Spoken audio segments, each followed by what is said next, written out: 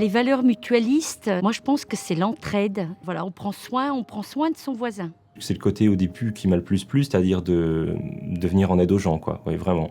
On est vraiment dans le prendre soin, dans l'accompagnement, dans le bien-être. Et ça me plaît énormément. Moi, c'est pour ça, en fait, au départ, je suis rentrée aussi en mutualité. C'était par rapport aux valeurs qu'elle défend. Voilà, la solidarité, je la retrouve dans mon travail, auprès des familles. L'égalité, le sens des responsabilités aussi. Dès la petite enfance, leur inculquer.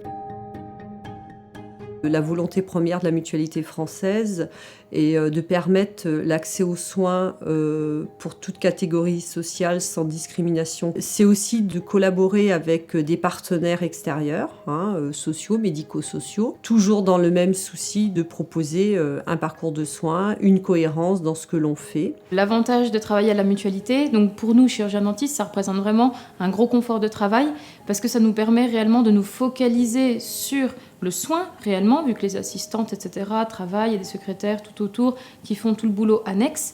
Et du coup, ça se ressent réellement déjà pour nous au niveau du confort et pour la qualité de prise en charge et d'accueil du patient. Ce qui nous caractérise par rapport aux autres enseignes, ce sont nos valeurs. On n'est pas que des vendeurs de lunettes. On a toute une philosophie derrière, une politique orientée sur le service, l'accueil du client pour qu'il se sente à l'aise, qu'il sache qu'on est des professionnels de santé, qu'il n'est pas entouré de personnes qui cherchent avant tout à faire du chiffre, mais vraiment à ce qu'il soit bien avec ses lunettes. La force de la mutualité française, c'est aussi une force de réseau, de pouvoir mutualiser nos expériences, nos moyens aussi, pour différentes activités ou actions qu'on peut mettre en place au sein de nos structures. C'est aussi le soutien qu'on peut s'apporter les uns et les autres, les pratiques qu'on peut partager, qu'on peut échanger. En termes, par exemple, d'implantation sur le territoire, il y a des zones où on sait qu'il y a des déserts médicaux. Et je pense que la mutualité fait en sorte quand même d'être présent un petit peu partout. Donc ça, c'est intéressant. Oui. J'ai 6 heures par semaine d'auxiliaires qui viennent à la ferme, quoi. On peut lui faire la cuisine, le ménage, le repassage. On fait beaucoup de choses. On peut aller le promener aussi.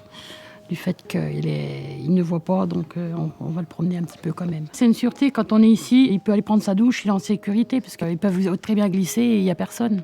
Alors je leur apporte du bien-être, du confort, des moments de détente, le plaisir de parler avec eux, partager. J'ai découvert dans le cadre de la fonction qu'il y avait aussi une part de relationnel très importante à travers l'accompagnement des personnes et la protection de leurs personnes. D'une personne à une autre, chacun nécessite un accompagnement différent. Les mesures sont adaptées à la capacité et autonomie de chacun. On travaille avec des personnes handicapées, psychiques et ou mentaux. Donc il faut être patient, accepter qu'il y ait des erreurs qui se produisent et puis les rectifier derrière. Voilà, je trouve ça enrichissant de travailler avec ce genre de public. Alors on s'adapte au niveau intellectuel de la personne et aux affinités aussi des personnes. Donc on les met ensemble, on essaye de répartir le travail comme ça. On s'entend tous à peu près tous bien, alors ça fait comme une deuxième famille.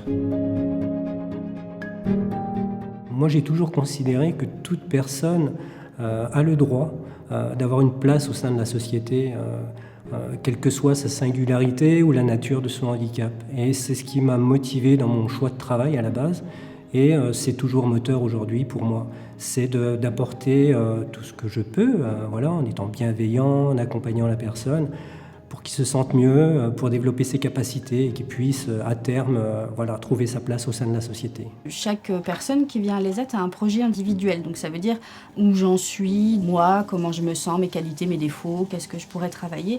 Et du coup, l'Art pour le dire, c'est un service aussi qui vient répondre à ça.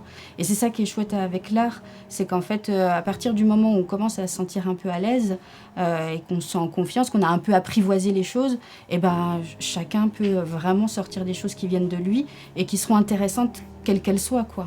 Donc en fait, ce qui nous intéresse, c'est pas le résultat final, le produit fini et son esthétique ou sa valeur.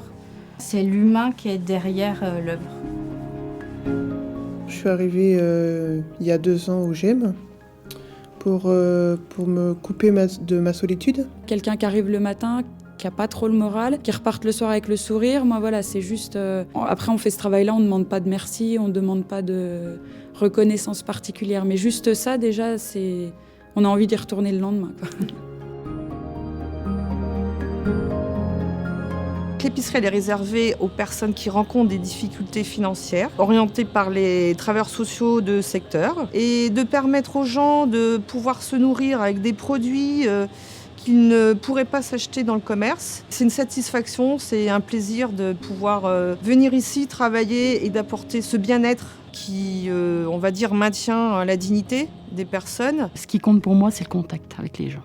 Pour moi, je voulais travailler avec des jeunes enfants ou des jeunes adultes dans le social. C'est vrai que je me suis très bien intégrée et je ne quitterai pas mon travail pour autre chose.